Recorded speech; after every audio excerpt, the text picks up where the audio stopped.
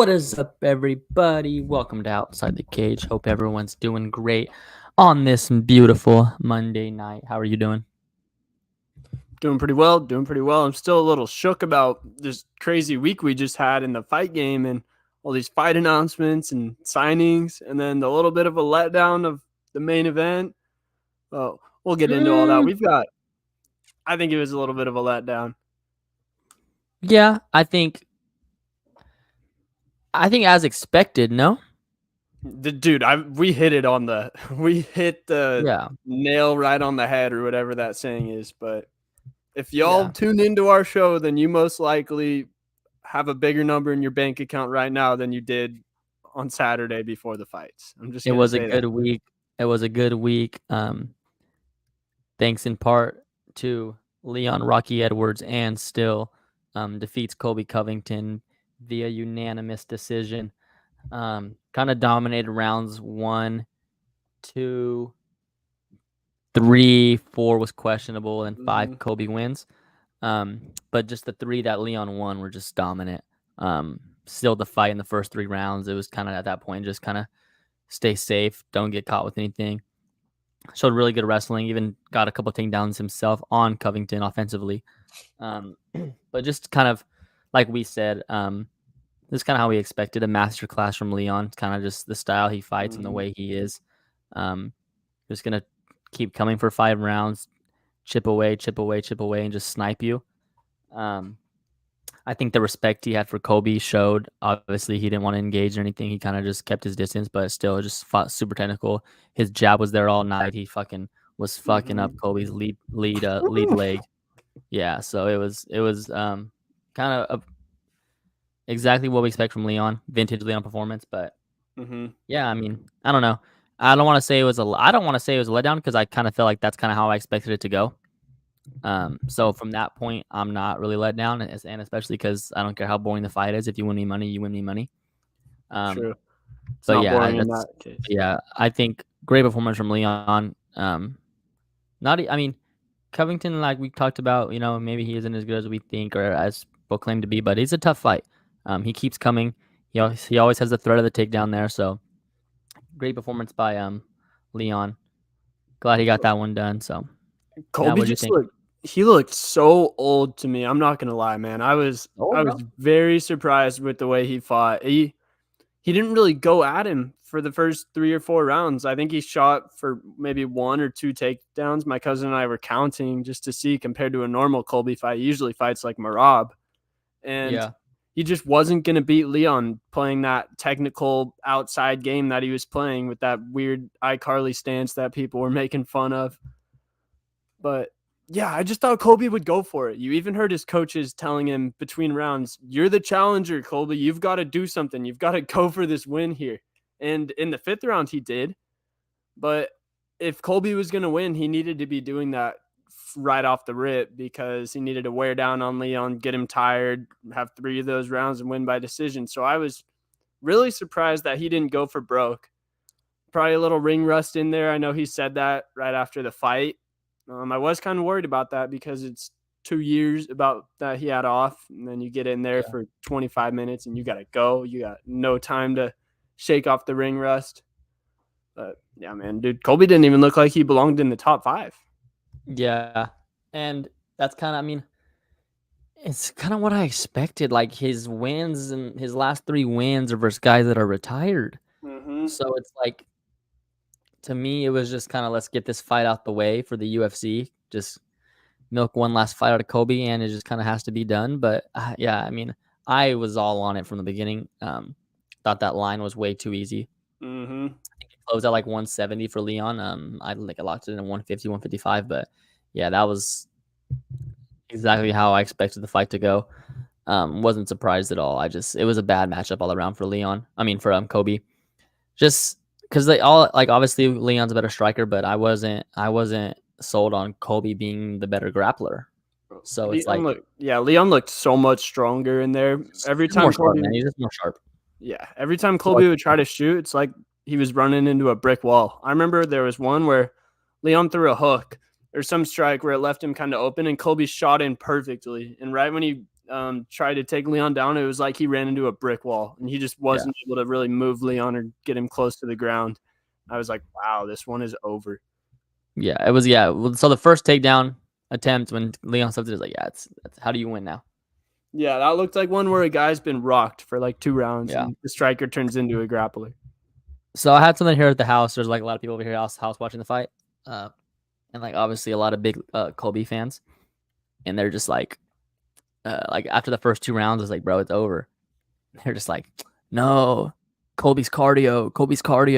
And I was like, look, Leon's a fucking champion fighter too. He has cardio too. Just because you say you have cardio doesn't mean you have the best cardio. Like, don't get me wrong, Colby has great cardio, but you don't think of Leon having good cardio. Why? Because he doesn't say he has good cardio. Like, just because you come out here and say like, I have this, I have good cardio, good cardio, like doesn't mean like you have great cardio, which he does, but doesn't mean no one else has just as good cardio. And Rogan said it in like probably the second round. Colby's kind of wasting his cardio weapon because if you don't go hard from the first round, what's the point? Yeah, it's not like the cardio is gonna just show up out of nowhere and win you a decision when you've already lost 3 rounds. Yeah. So what we had Shavkat submit Stephen Thompson, Bilal Muhammad's number 2.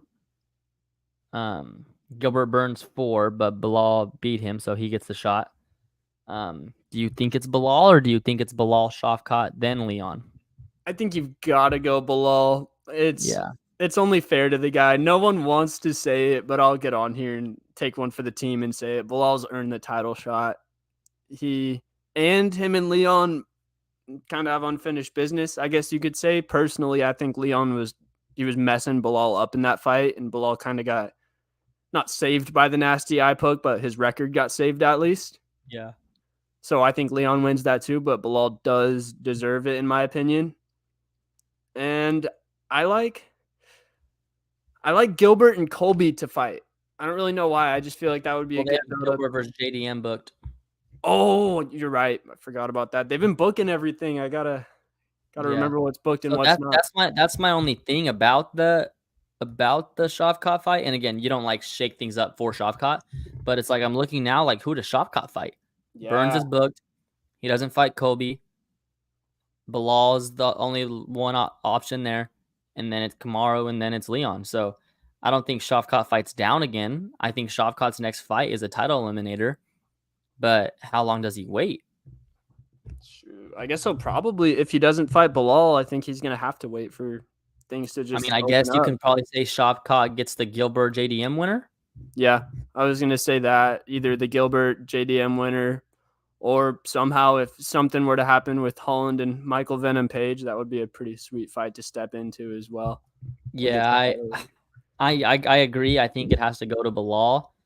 But I would love a Bilal versus Shavkat because then it's like, all right, now we don't question Bilal. He really earned it. And then it's like, then if Shavkat wins, like, fuck, Shavkat's here. And that's a bigger fight. So I think Shavkat Bilal would answer a lot of questions. Like, yes, it's not fair to Bilal, but I think that sells Leon's next fight either way. That's true because when you have a guy, like a for sure contender that you could really build up, because Bilal or Shavkat, they're not going to sell half the pay-per-views Colby did. Did you see what Dana said during his post-fight presser? So he said, I hated the Colby thing. This is Dana's words, by the way. He's like, I hated the Colby thing. It was way too far out of pocket. But when that press conference was going on, I shit you not, our UFC analytics team, they told him there was a 25% spike in pay-per-view buys for the pre-buys just during that press conference once Colby started going nuts. So say what you want about it. I don't think it's good either. But this sport needs villains. It needs heroes.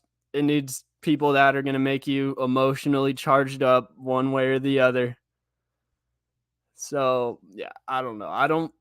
Should we get into that whole pre-fight press conference thing between Leon and Colby? I mean, I think if you're watching this show, you kind of know what happened and what it was. I mean, I don't really have an opinion on it. It's fucked up. I don't like. I heard a lot of like stuff this weekend of like people who were big like Colby guys, kind of like defending it, or like, yeah, it's fucked up, but Leon's dad, like, no, bro, it's fucked up. It No, doesn't yeah. matter what it was. Like, stop making excuses just because you're a fan of the guy. What he said was fucked up. So yeah, I mean, I don't really have. That's my take on it. I think Kobe. I think if you're a reasonable thinker and somewhat decent human being, you probably lost a little bit of respect for Kobe. Just this whole week. And he's a fucking liar. Like, Trump was never putting the belt on him. Trump was never walking out with them. Trump doesn't even like him. I don't think he. I think he likes Masvidal more. Yeah. So I don't know. I'm kind of over the whole Kobe thing. Yeah, I don't really want to get into that. I'd much rather get into Alexander Manyman Pantoja and still defeats Brandon Raw Dog Royval. Unanimous decision.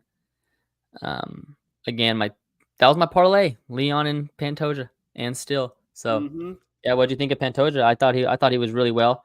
I think he's got to change the game plan up. I think he gassed out in 4 and 5. Fifth round had me scared.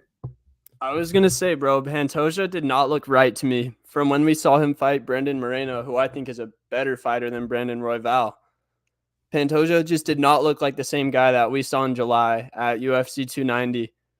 And with that being said, he still went out there and found a way to get the job done. There were times early in the rounds where Royval would be piecing him up, and Pantoja just found a way to get that fight to the ground, which was not fan-friendly at all. It was boring, but like you said, when we have money on the line, shit ain't boring.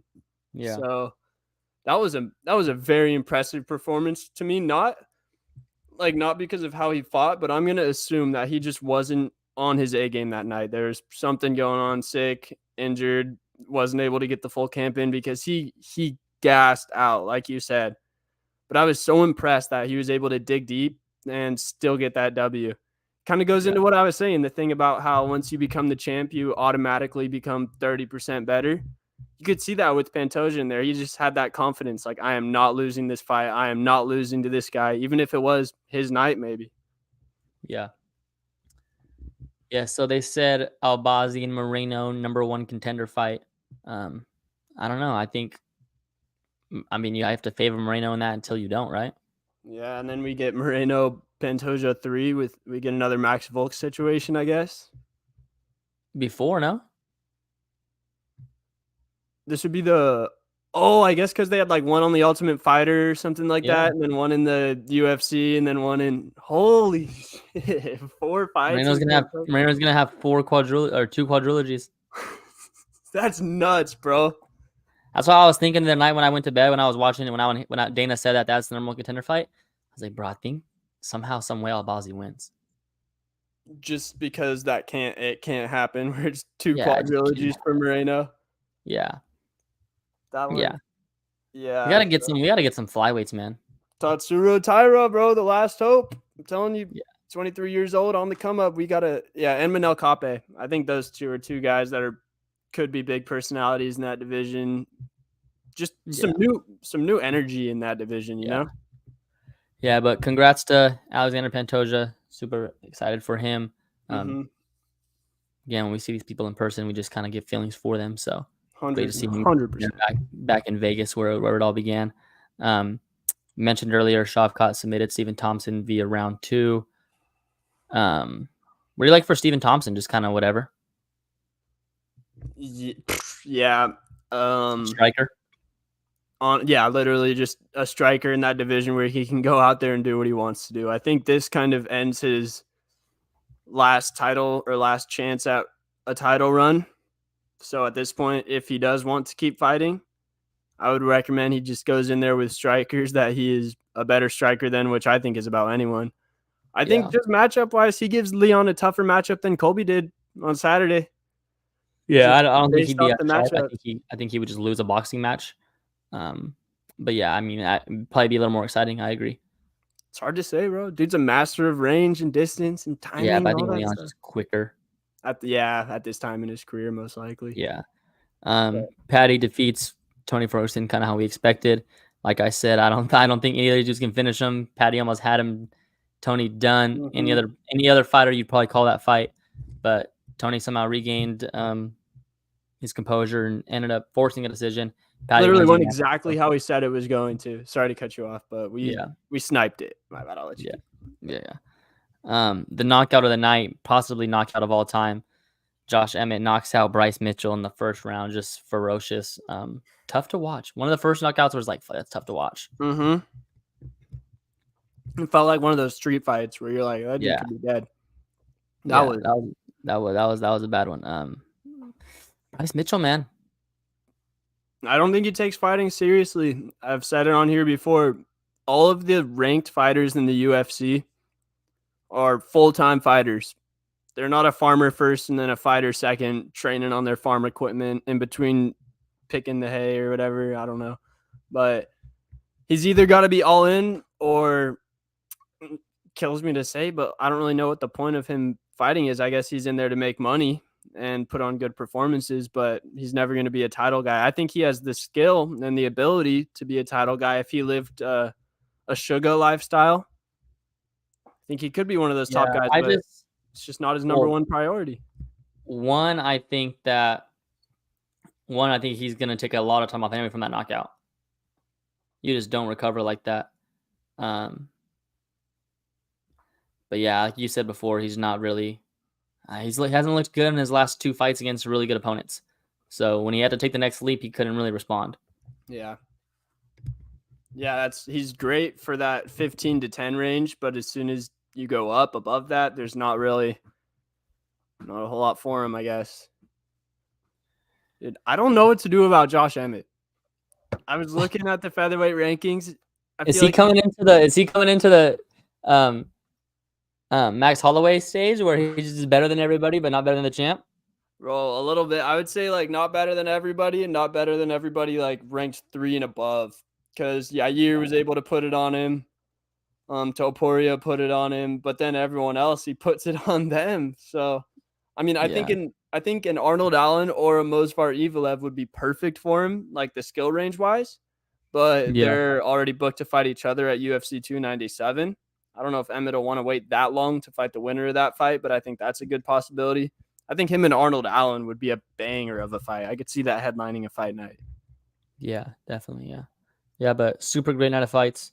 Garbrandt, big knockout win for him. Congrats to him. He called out Figgy. You got an opinion on that? Since Song Yadong and Peter Yan got booked, Figgy is still on the table right now. Cody said he wants to get that one.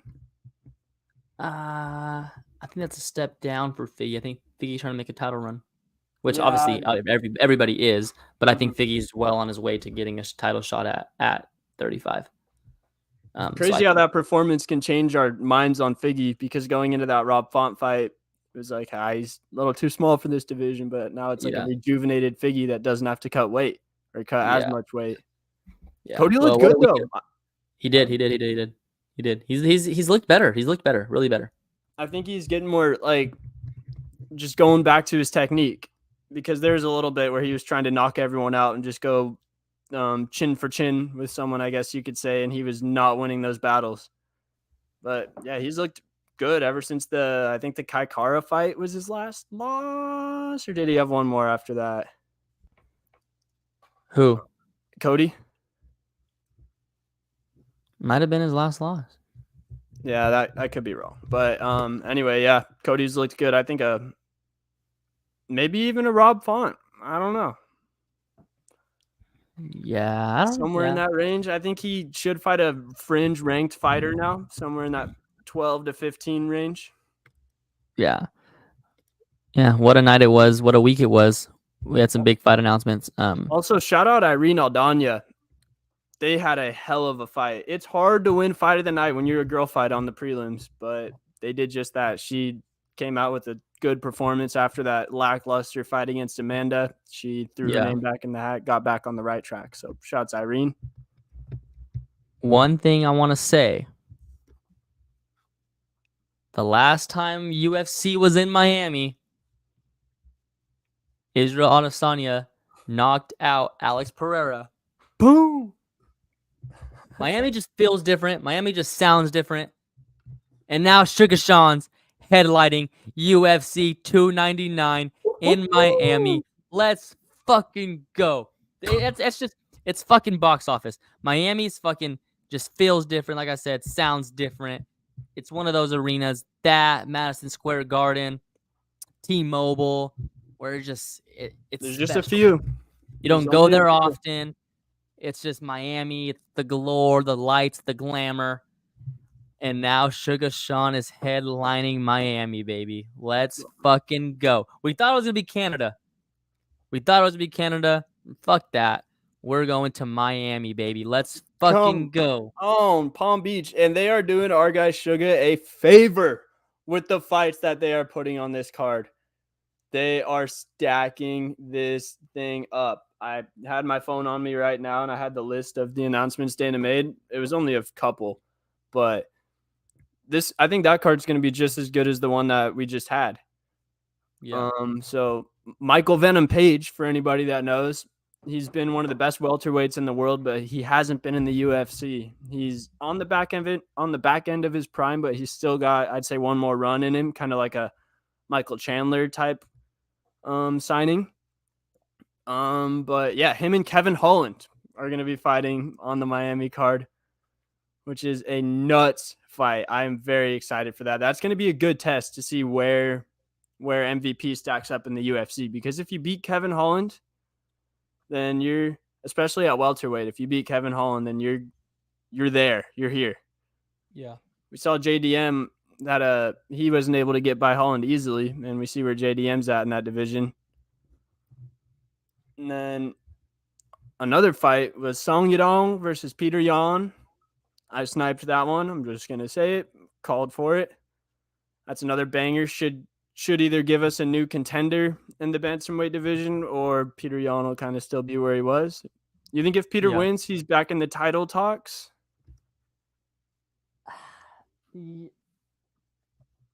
Yeah, I mean, I think one thing Peter has going for him is that he went to a split decision with the champ. Very true. Very true. He's fought Sugar better than anyone else by a mile. Yeah. Yeah, exactly. And I think, yeah, everyone would want to see Sugar and Peter again. That was a sweet fight. Yeah. And then we got Gilbert Burns versus JDM and Ian Gary versus Jeff Neal. What a lineup. One thing so obviously I was super excited when I seen this card announced, but I'm like, fuck. What is 300 going to look like? Like, you could have saved these for 300. Yeah, dude. They're emptying the clip, it feels like, right now. So that's because you look at Song Yadong, Peter Yan, Gilbert Burns, JDM, Ian Gary. So Jeff Neal, so 5 fights here. So we got Venom Page versus Holland, Yadong versus Peter Yan, Burns versus JDM, and Ian Gary versus Jeff Neal. Even if you split those and put half on 299 and half on 300, like, both are still really good. Yeah, no one's mad. Like, if you just go MVP and Kevin Holland and Song Yadong on Peter Yan on 299, and you put Burns, JDM, and Ian Gary, Jeff Neal on 300, we're still looking at 299 like, fuck. So, bro, this, like, what the fuck is 300 going to look like? Did you hear that Dana said it's going to be out of this world? Even the first prelim fight. Yeah, that's what I'm saying. It's going to have everyone. I did like, see when I think that, I'm thinking, like, when I hear that, I'm like, all right, Ian Gary and Jeff Neal going to be the first fight of the night. But I'm like, fuck, then when what the fuck, bro? I don't know. I literally do not know what 300 is going to look like. I have no clue. McGregor's the only thing that's in my head. And we did get our first announcement on UFC 300 an hour or two ago. Not a fight, but a fighter. It's confirmed that Bo Nickel will be on the card. I would guess probably pre or early pre, because it's going to be that stacked. I'm hoping. Yeah, he's for 3. If it's for saying how stacked it's going to be, he's for sure the prelim headliner. Yeah, I could see that. Imagine Bo Nickel's just like first fight of the night against. Yeah, I could see him versus. They said Jim Miller's gonna be on there as well. Yeah, because he fought at 100 and 200, and then he'll also fight at 300, that is so crazy in this sport to be able to. Insane. Yeah, if you're an old man in this sport, then you are a. I mean, at this point, it's got to be. There's not. What else is there left other than Connor? Yeah, I heard Dana say he wanted to see how some stuff played out for 300 from like last week 296 and the fight nights before, but I really don't know. Maybe Shavkat against someone. When's 299? What month? March. So 300 in April? 300's April 14th. I mean, so these guys that were on this past card, like Leon could be on it. Yeah, these guys are all still clear to be on it. So they'll be reloading the clip. I think Hamzat will be on it. Yeah, I think that makes sense. Islam could be. Versus Charles. You don't think they go Islam and Leon? I mean, who does Islam fight at 55? Charles probably. But yeah. I mean, yeah, Islam and Leon would be nuts. That would be a fight that I would not know which way to go. Yeah, I don't know that one either. Yeah, but do you have any early predictions out of the fights that got announced? Are there any fighters that you're like, I'm betting on when you see those? I probably like Venom Page over Holland. I probably like Song Yadong over Peter Yan. I'd probably like Burns over JDM. And I'd probably like Gary over Neal. I'm going to say JDM over Burns, but I agree with the rest of those. Yeah. I just Burns fucking too good. Burns is like that. But he did kind of threw me off with him a little. He did hit a wall against Bilal though, so yeah, it's tough to see.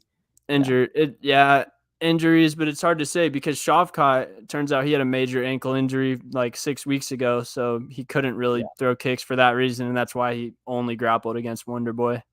Yeah, pretty crazy. We had the seasonal press conference as we talked about. Bro, Dricus is on demon time, bro. I'm getting over the bullshit, bro. I'm getting over the Sean Strickland bullshit, the Colby Covington bullshit. Like, maybe I'm just getting older, bro. I'm like, but like, shit's just getting too much like WWE, bro. Like that shit. I don't know. My friends have been saying since the merger, a lot of things have been happening. Like, obviously, I love Conor, and Conor was the best. And at the time, it felt like that kind of changed it. But like, it's kind of like the whole Steph Curry thing. Like, yeah, Steph's one of the best ever, but he also like ruined the game in a way. Yeah, like in the youth aspect of it, or like, I see that. Like with martial arts. Obviously, I was younger, so I felt a different way about it. But like now, it's just like, none of these dudes are Conor. I don't know, dude. Like, we just get a whole like press conference of like Sean Strickland just calling people gay. Like, it's like, I'm not trying to hear all that shit, bro. Like, I wanted to know about the fucking fights. I wanted to hear them talk. Give actual insight. One thing I will say though about the seasonal press conference that kind of struck me is you had some guys up there. Obviously, you had Sean Strickland, you had Volkanovski, you had Sean O'Malley, and Volk didn't get asked one question. Yeah, I was like, it's because I think all the reporters just want the clickbait. They wanted guys to go back and forth and start arguing with each other. Yeah, and but like I don't know. I kind of like, maybe it was just like all too soon back to back. Like I watched the 296 press conference and then I watched the seasonal press conference. So it was just like, fuck, like, I don't know. But yeah, I'm just kind of getting over all of it. A lot of like character WWE vibes. Yeah, bro. It's just, I don't know. When it's authentic, it's cool. Like Nate or Conor, even like a Kevin Holland. I like the way he does it. Or Moicano. Like when people are just themselves, I think it's good. Yeah. I like Strickland's more than Colby because I feel like Strickland is at least being himself. At this point, he's definitely exaggerating it a little bit. But yeah, the Colby one, I see where he's coming from because it's what he has to do to get to this point. People would not be talking about him if he didn't do it. But yeah, I mean, he wanted to make people hate him and he's succeeding at it. Should I play the video from what took place in the crowd between Sean Strickland and Dricus Du Plesis? I know you just said you're kind of over this shit, but this one was pretty wild if it was real. All right, so I'm being told that Strickland asks Gilbert Burns' son to move. Oh, and then, wow. Oh my goodness. Oh wow. Out of nowhere. That's kind of crazy. Well, he told him well, you could see All right, so he's still talking. It was weird. I don't know. Like, why would you sit them that close together? I know Dana said after that he just messed up and did that, but like, come on, that's got to be intentional. They knew something was gonna happen, and they had cameras ready all around them for that moment. I feel like. Yeah, I don't think it was fake. I think it was steered in that direction. But I don't know though. I don't want to say that actually because I don't think Dana wants this shit to happen like Khabib and Conor to ever happen again. But yeah, I don't know, dude. It's just kind of over all the like fake bullshit. I'm kind of just like ready to see these dudes fight now. And anytime, like, let's just get back to regular press conferences. Like, I don't know. It's just becoming too much for me. I feel you. I used to love press conferences, bro. I really used to love them. I still do. I like the characters. I don't like what Colby did, but I like most of the characters in the UFC still. Just be yourself. Like when Conor was doing that shit, like it was genuinely like him. Mm-hmm. Like that's who. Like he's like that to this day. He's a crazy motherfucker. Like I it's just saw like, a clip from him where he looked so coked up. And like one thing I think that these guys don't take into effect is like he was genuinely funny and so quick witted. But like now all these dudes, like all Sean Strickland does is call people gay and shit. Like that's not funny. Yeah, he just goes yeah. You're gay. Yeah, like that's not like I don't. Yeah. Like Conor was really fucking hilarious. Who the fuck is this guy? Like that shit's hilarious, bro. Like no one has that. Same with Nate. I think him and Nate will never be matched again because that was the perfect combination. All those interviews they would do on the Skype when Conor would just be going at him and Nate would just sit there just like unfazed and say some funny shit back to him. Yeah. That was real. That was really them. Man. Yeah. 2016, just better time all around, huh? For the Warriors too. That was special time. Special time. I just you really look back sometimes. You really look back at sometimes like you never think about it, but like now it's like life. Like when your parents say like life was better like this time, and you don't think about it, it's like like life's life. It's like now it's like looking back like 2015, 2016, like what a time. What a time to be alive. Straight up, dude. Like so many things that didn't even exist back then that people like trip about nowadays or just world changes. Yeah, it does. That it does. Remember Summer 16 Jersey? Such good marketing, bro. All Summer 16. Yeah. It's just like I definitely see what they're saying. Like I don't know. Like maybe we'll look at it now and be like life was good now, which life is good. Yeah. But yeah, it was just different. Maybe just because we had less responsibilities. That's what I was gonna say. When we first all got our licenses too, can whip around and stuff like that. Yeah, but now it's just I kind of just feel like I don't know, like everything in the world. I guess I don't know. Everything's just different now. No, I completely feel you. I mean, I feel like COVID changed a lot of stuff. Yeah, just the way people are, like being isolated for that long, it's gotta change you a little bit, whether you know it or not. 100%. You got any other closing thoughts before we get out of here? I don't. Let's go Sugar Sean, baby. Yes, sir. And still, Miami. Yes, sir. Doses.